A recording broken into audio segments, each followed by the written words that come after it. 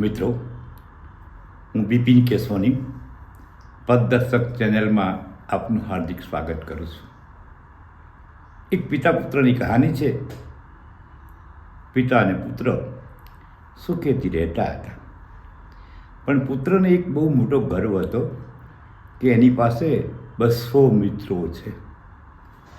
અને પુત્ર વારંવાર એના પપ્પાને કહેતો, જોઈને મારો સામાજિક દરજ્જો કેટલો ઊંચો છે, મારે તો 200 મિત્રો છે, તમારે તો ખાલી એક મિત્ર છે. બહુ પીઢ એવા પિતાજી આ વાત સમજતા હતા.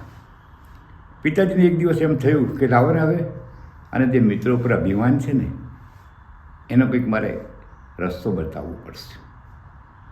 પિતાજીએ અચાનક જ કહ્યું કે દીકરા, મને છાતીમાં દુખે છે, એટેક જેવું લાગે છે, તું તારા મિત્રોને ફોન કર.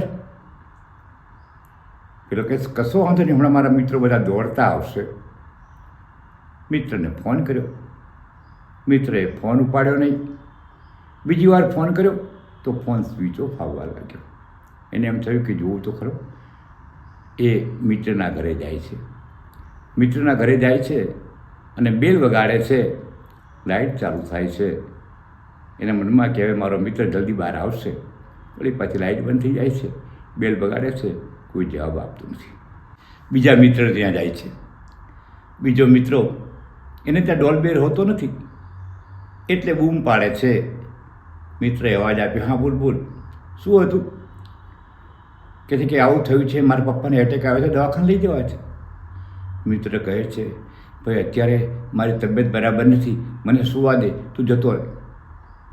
વિલા મોઢે પાછો ફરે છે. ડાયરેક્ટ ત્રીજા મિત્રનો અનુભવ તો કરી દઉં. ત્રીજા મિત્ર પાછો જાય છે અને કહે છે કે ભાઈ મારા પિતાને એટેક આવ્યો છે, ઇમરજન્સી છે, ચાલ તું મારી સાથે. પેલો કહે છે, ભાઈ હું હમણાં જ ઓફિસેથી થાકી પાકીને કંટાળીને આવ્યો છું, મારામાં ઊભા થવાની તાકાત નથી. પેલા મોઢે ઘરે પાછો ફરે છે અને પપ્પાને આવીને કહે છે કે પપ્પા મારા એક પણ મિત્ર અત્યારે આવવા તૈયાર નથી, બધા પોતપોતાની પ્રોબ્લેમ સોલ્વ કરાવવા પડ્યા છે. પિતા કહે છે કશો વાંધો, નિરાશ થઈશ નહીં, તું એક કામ કર, મારો એક જ મિત્ર છે ને, લે મારો મોબાઈલ અને એમાંથી એને ફોન કર. તરત એ પુત્ર હાથમાં મોબાઈલ લે, ફોન કરે છે. તો સામેથી જવાબ આવે, બોલ બોલ શું હતું? ત્યારે કહે છે કે મારા પપ્પાને એટેક આવ્યો છે. હે? પેલો તરત કહે છે કશો વાંધો, ચિંતા ના કર. 15 મિનિટ થાય છે, તેની ગાડી લઈ અને એમના ઘરે આવે છે અને હાથમાં નોટોનું બંડલ પણ લેતો આવે છે. છોકરાને કે લે આ ગાડી અને હું સાથે આવું છું, તારા પપ્પાને આપણે દવાખાનામાં લઈ જઈએ. તરત એના પપ્પા હસે છે, હા હા હા હા કરે અને કહે છે કે દીકરા જોયું ને, મિત્ર તો આને કહેવાય.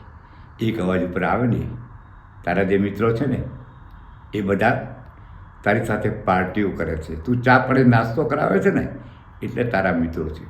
તારો એક પણ મિત્ર સાચો નથી. સાચો મિત્ર એ છે જે ખરેખર સંકટના સમયે, મુશ્કેલીના સમયે આવીને અડધી રાત્રે ઊભો રહે, અને નામ મારો આ સાચો મિત્ર કહેવાય.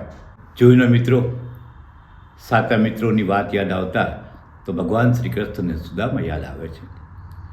સુદામા એક ચપટી પૌવા હતા, એ લઈ અને કૃષ્ણ ભગવાનને મળવા ગયા હતા. એના બદલામાં કૃષ્ણ ભગવાને એને શું આપ્યું તમે બધા જાણો છો. સુખ, શાંતિ, વૈભવ, મહેલ, બંગલો બધું આપ્યું ને. આનું નામ મિત્ર કહેવાય. તમે પણ તમારા સેંકડો મિત્ર છે ને, એમાંથી કૃષ્ણ ભગવાન જેવો મિત્ર શોધજો. ભૂલમાં એક કંસ સાથે દોસ્તી કરતા નહીં તો તમારું પતન થશે. મિત્રો, આ જમાનામાં ઘણા મિત્રો સ્વાર્થના હોય છે, જે પોતાની કામનાઓ પૂરી કરવા, પોતાનો સ્વાર્થ પૂરો કરવા આપણી સાથે સંબંધ રાખતા હોય છે.